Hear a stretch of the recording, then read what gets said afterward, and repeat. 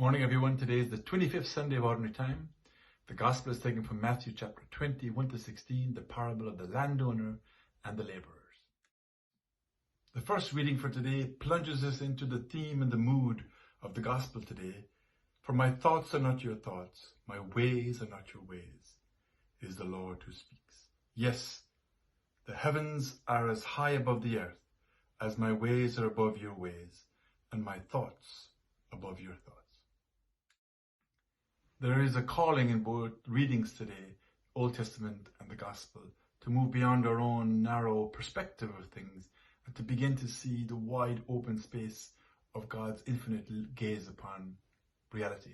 We can't grasp God with our finite minds, and so his ways will always surprise us and challenge us and be beyond our wildest imagination. If we're honest with ourselves, we find ourselves sometimes saying, if I was God, I wouldn't have done this or that, I wouldn't have allowed suffering, I wouldn't have allowed the just to suffer or the wicked to prosper, as Scripture says. The book of Job in the Old Testament is Job who brings God, so to speak, to the dock because he knows he's not a sinner, but he's suffering, and why. And today's gospel is deliberately shocking because it looks like there's a blatant injustice. I'd like just to zoom in briefly on one line from the gospel. Why be envious if I am generous? Or the translation, deliberately, directly from Greek is, or is your eye evil because I am good? One of spirituality's great pitfalls, jealousy and comparison. Actually, the whole Bible is full of examples of jealousy, whether it be Cain against his brother Abel, Joseph, his brothers against him, Jacob, Saul against David.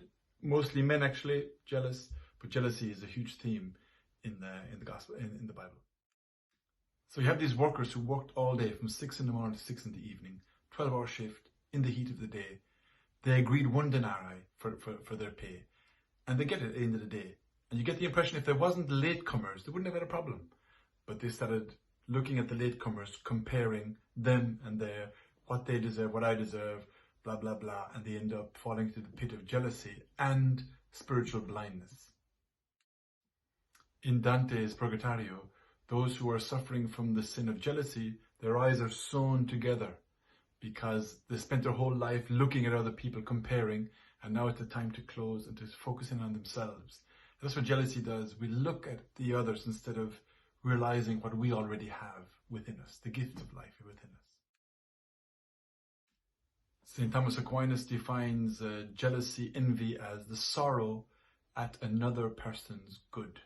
With envy, we fail to delight in the beauty and success, objective success of other people, because we have lost touch with what we already have ourselves. And so we become obsessed with what the other person has. The antidote traditionally given by the fathers of the church for jealousy and envy is admiration. And to admire, there's a fundamental attitude of seeing everything as a gift. And once you see everything as a gift, you begin to admire and give thanks for the gifts in the other people as well. So today's gospel gives us the root cause of jealousy, but also a remedy for jealousy. To begin to see as God sees people, things, and circumstances. We have to admit that we only see a tiny little window into God's eternal creative plan and providential care over the whole of the universe. What strikes us as being unjust or unfair, we have to place it in the infinite context of what God sees and what God knows. What does God know? Everything about everything. God knows intimately the mind and the heart and the circumstances of every human activity and deed and action. Lord, teach me to see and admire my brothers and sisters in the light of your infinite justice and mercy.